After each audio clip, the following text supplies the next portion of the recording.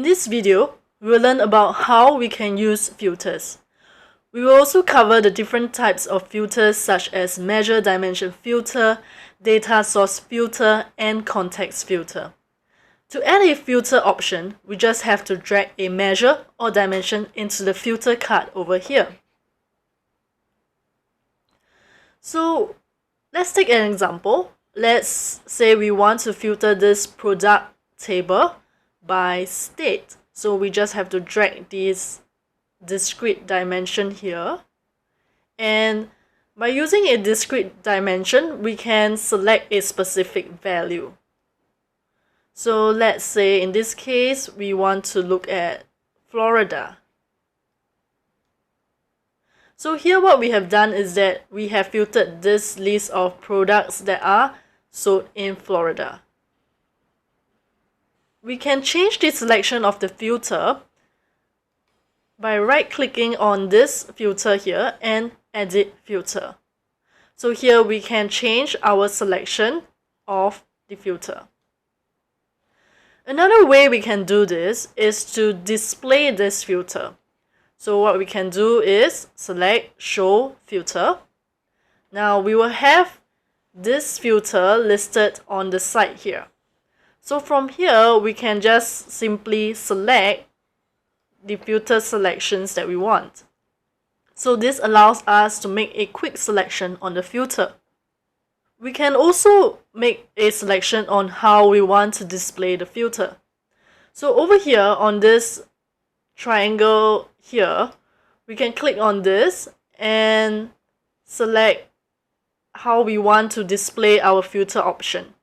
So here we have filter options showing by list, by drop down, and so on. So there is a single value option and we have the multiple value option. So right now here we are showing the filters by a multiple value list. So we can change this to a multiple drop down list. So now the filter appears as a drop down. So what is the difference between this single and multiple value? As it describes, multiple values means that we can make multiple value of selection. So if we go to single value, now we can only select one value at a time. So on this filter, there is also a search text. So for example, we can search for New York. And here we can click on the selection that we want. So now let's take a look at how the filter works in the dashboard view.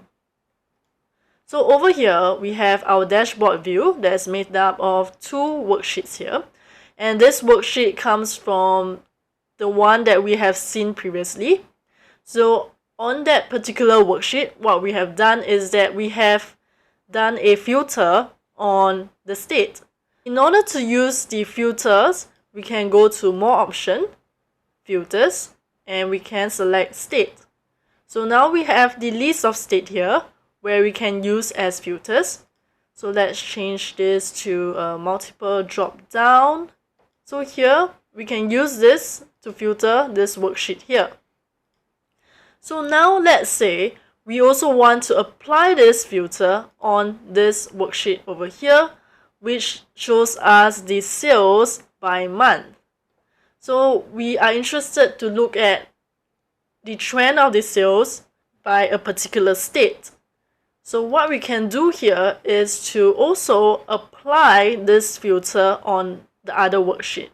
So what we can do is go to the filter, select More Options, and we go to Apply to Worksheet and choose Selected Worksheet. Now we can select the other worksheet where we also want to apply this filter. So now here we can use one filter and apply on both worksheets here.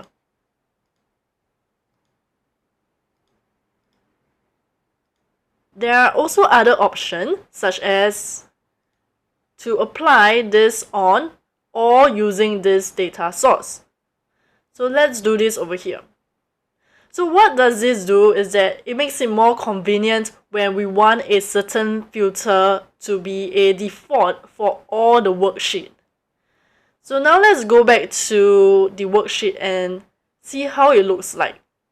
So now over here you see that for this filter, we see this icon beside this filter. What this means is that this is a data source filter. So when we have a data source filter applied, every time when we use this data source, the filter will be automatically applied. So let's take, for example, let's create a new worksheet and we put in some data from this particular data source. And you see this filter is automatically added onto the worksheet. So we have gone through what a measure dimension filter and data source filter is. There is also the context filter. So to assign a context filter, we just have to right click on this and we add to context. So what happens here is that we see that now this has changed to a gray color and the filter actually moves to the top. So in Tableau, context filter has the highest rank. Tableau will first filter the data by the context filter and then go on to filter the other filters. So what does a context filter do? It allows us to improve the performance, especially when we are working with a large data set. This is very useful with initial loading times because less data is queried, and it also allows other non-context filters to work faster. But this might be a problem when this context filter is required to change frequently. So as a context filter, Tableau will need to query the entire data again whenever the context filter changes, and performing a change on a context filter may be slower. A good use of this context filter could be a case where we set an access to the salesperson looking at this set of data.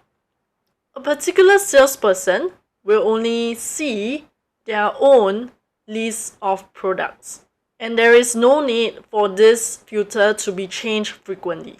So what we can do here is to set this as a context filter.